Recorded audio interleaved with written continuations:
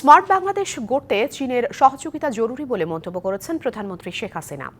ব্যবসা বান্ধব পরিবেশের সুযোগ নিয়ে চীনা ব্যবসায়ীদের বাংলাদেশে বিনিয়োগের আহ্বান জানান সরকার প্রধান।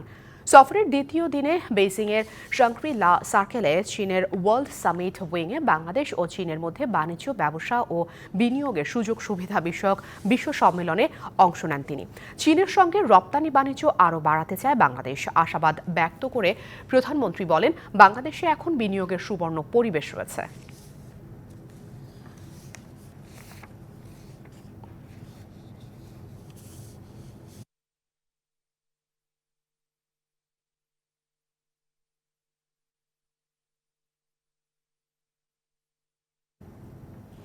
That encourages innovation and entrepreneurship. চামড়া ও চামড়াজাত পণ্য, পাট ও পাটজাত পণ্য সহ বাংলাদেশের উৎপাদিত পণ্য চীন আমদানি করতে পারে। চীনে বড় বড় কোম্পানিকে আমি আহ্বান জানাই যৌথ বিনিয়োগের জন্য। বাংলাদেশ ন্যায়সঙ্গত বাণিজ্যে বিশ্বাসী।